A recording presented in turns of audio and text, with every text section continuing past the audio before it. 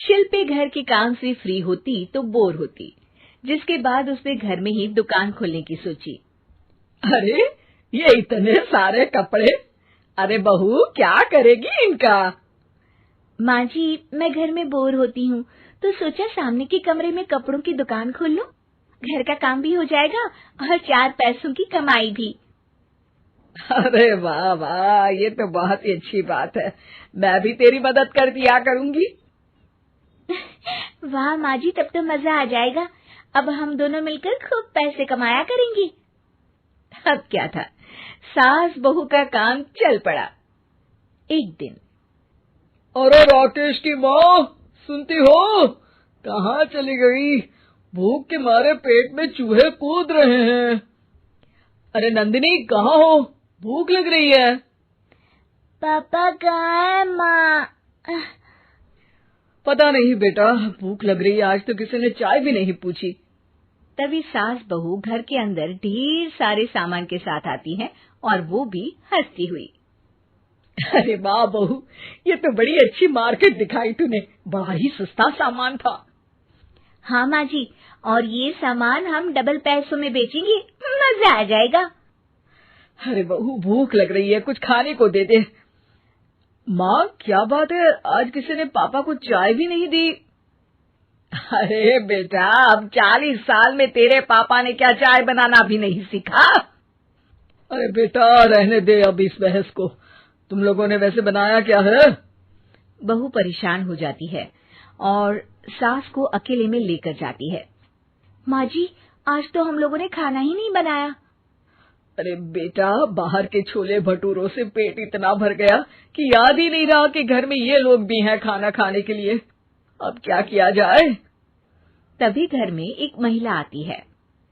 जी, वो सुना है आप लोगों की यहाँ साड़ी बिकती है, जरा दिखाएंगे क्या? हाँ हाँ, क्यों नहीं।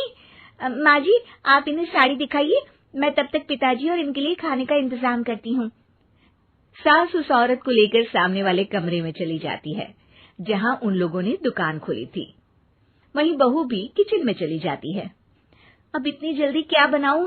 पापा जी तो खाने के लिए भी बैठ गए हैं। आइडिया, मैं खाना बाहर से ही ऑर्डर कर देती हूँ। थोड़ी देर में खाना आ जाता है और बहू टेबल पर खाना लगा देती है। हे भगवान, कितनी कड़वी दाल बनाई है बेटा। नहीं नहीं पिताजी, वो। क्या बात है नंदिनी, रोटी तो चबाई ही नहीं जा रही है, लग रहा है रबड़ खा रहा हूँ। एक तो इतने महंगे होटल से खाना मंगवाया और वो भी इन लोगों को पसंद नहीं आया। तभी सास नोट गिनती हुई बाहर आती है। वाह माँ जी, बड़ी कमाई हुई लगती है। हाँ, मैंने वो 2000 वाली साड़ी 3000 में बेच दी। अरे वाह माँ जी। दोनों सास बहू बहुत खुश हो जाती हैं। मेरे पेट में ना बेटा जोर का दर्द हो रहा है। अरे माँ, क्या हुआ? पेट में दर्द? बाहर का कुछ खाया था क्या? मैदा तो नहीं खा लिया? मैंने छोले भटूरे खाए थे। माँ क्यों खाए? आपको तो पता है कि आपको मैदा सूट नहीं करता। चलिए माँ को डॉक्टर के पास ले जाते हैं। तभी अंदर से पापा की आवाज आती है। हे भगवान, मेरा तो पेट खराब हो गया। सब पिताजी के पास जाते हैं। पिताजी, आपको क्या हुआ? खाना बासी था शायद। अरे पिताजी, नंदिनी जानती है कि बासी खाने से आपकी तबीयत खराब हो जाती है, तो वो ऐसा क्यों देगी, है ना नंदिनी? वो खाना मैंने बाहर से ऑर्डर किया था। मैं और माँ दुकान का सामान लेने गए थे, इसलिए खाना नहीं बना पाए। क्या नंदिनी, दुकान के चक्कर में तुमने तो सारे घर का हाल बिगाड़ रखा है। चलो अब माँ और पापा को लेकर अस्पताल चलते हैं। अस्पताल में जाने पर डॉक्टर कहते हैं, हाँ, इन दोनों को तो एक दिन के लिए एडमिट करना पड़ेगा। क्या? क्यों? पेट ही तो खराब है ना। हाँ, तो घर ले जाइए ना, अगर लग रहा है कि कोई बड़ी बात नहीं है और हम सिर्फ पैसा कमाने के लिए इन लोगों को एडमिट कर रहे हैं।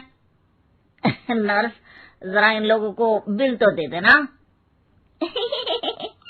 चलिए, मैं आप लोगों को पैकिंग फिर समझा देती हूँ। जब बहू के हाथ में बिल आता है, हे भगवान, 60,000 रुपए! इतना तो मैंने कमाया भी ना था।